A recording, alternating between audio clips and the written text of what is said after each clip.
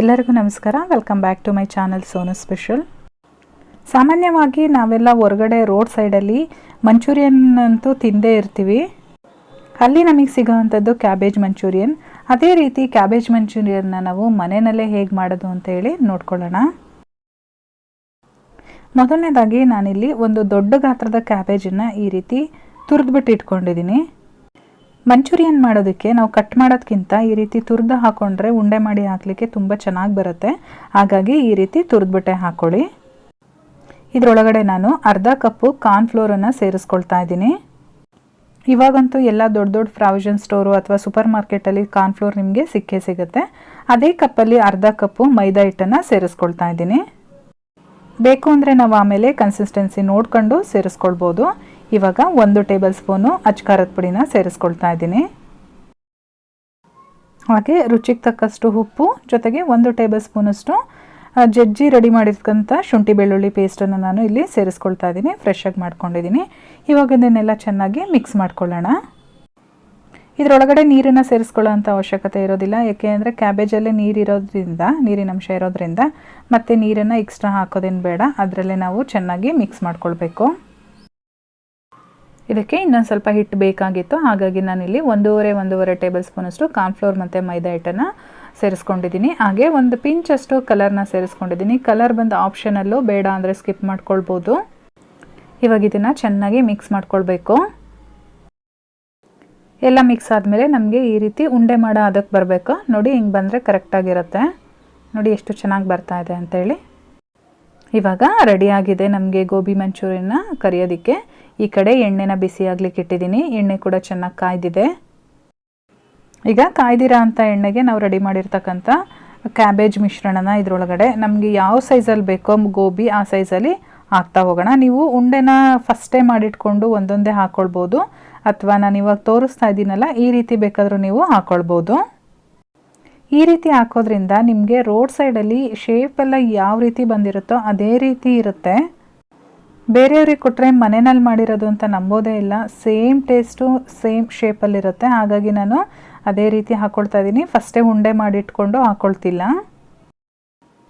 ಹಾಕಿದ ತಕ್ಷಣ ಉಲ್ಟಾ ತಿರುಗಿಸ್ಲಿಕ್ಕೆ ಹೋಗಬೇಡಿ. ಸ್ವಲ್ಪ ಒಂದು 2 ನಿಮಿಷ ಆದಮೇಲೆ ಉಲ್ಟಾ ತಿರುಗಿಸ್ಕೊಳ್ಳಿ. ಏನಾದರೂ ಅಂಟ್ಕೊಂಡಿದ್ರೆ ಒಂದು ಸ್ಪ್ಯಾಚುಲಾ ಸಹಾಯದಿಂದ ಈ ರೀತಿ ಬಿಡಿಸ್ಕೊಳ್ಬೋದು.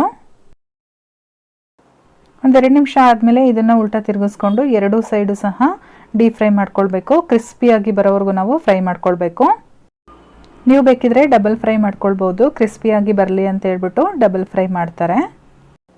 ನಾನಿಲ್ಲಿ ಮೀಡಿಯಮ್ ಫ್ಲೇಮಲ್ಲಿ ಇಟ್ಕೊಂಡಿದ್ದೀನಿ. ಒಳಗಡೆ ಎಲ್ಲ ಚೆನ್ನಾಗಿ ಬೇಯುತ್ತೆ. ಆ ರೀತಿ ಮೀಡಿಯಮ್ ಫ್ಲೇಮಲ್ಲಿ ಇಟ್ಕೊಂಡ್ರೆ ಸುಮಾರಾಗಿ ಒಂದು 10ರಿಂದ 15 ನಿಮಿಷಗಳ ಕಾಲ ನಾನು ಇದನ್ನ ಬೇಯಿಸ್ಕೊಂಡಿದ್ದೀನಿ. ಕ್ರಿಸ್ಪಿಯಾಗಿ ಚೆನ್ನಾಗಿ ಬೆಂದಿದೆ.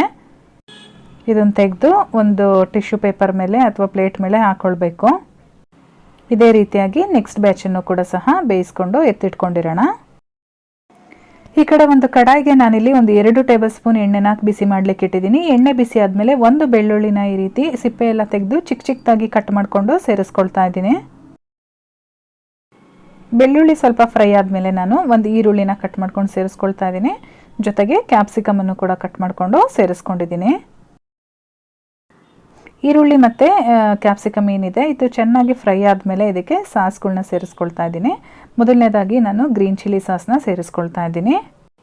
ಹಾಗೆ ಸೋಯಾ ಸಾಸ್ 1 ಟೀ ಸ್ಪೂನು, ಜೊತೆಗೆ ನಾನಿಲ್ಲಿ ಶೇಜ್ವಾನ್ ಸಾಸ್ ಹಾಕ್ಕೊಳ್ತಾ ಇದ್ದೀನಿ. ತುಂಬಾ ಟೇಸ್ಟ್ ಚೆನ್ನಾಗಿ ಬರುತ್ತೆ. ಅದನ್ನು ಕೂಡ 1 ಟೀ ಸ್ಪೂನ್ ಅಷ್ಟು ಹಾಕ್ಕೊಂಡಿದ್ದೀನಿ. ಜೊತೆಗೆ ನಾನಿಲ್ಲಿ ಟೊಮೊಟೊ ಕೆಚಪ್ನ ಒಂದು 2 ಟೀ ಸ್ಪೂನಷ್ಟು ಸೇರಿಸ್ಕೊಂಡಿದ್ದೀನಿ.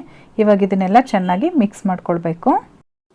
ಸಾಸ್ಗಳನ್ನ ಸ್ವಲ್ಪ ನಾವು ಕುದಿಸ್ಕೊಳ್ಬೇಕಾಗತ್ತೆ. ಅದರ ಜೊತೆಗೆ ನಾನಿಲ್ಲಿ 1 ಟೇಬಲ್ ಸ್ಪೂನ್ ಕಾರ್ನ್ಫ್ಲೋರ್ ತೊಗೊಂಡಿದ್ದೀನಿ. ಅದಕ್ಕೆ ಸ್ವಲ್ಪ ನೀರನ್ನು ಹಾಕ್ಕೊಂಡು ಚೆನ್ನಾಗಿ ಮಿಕ್ಸ್ ಮಾಡಿಕೊಂಡು ಈ ಒಗ್ಗರಣೆ ಒಳಗಡೆ ಸೇರಿಸ್ಕೊಳ್ತಾ ಇದ್ದೀನಿ.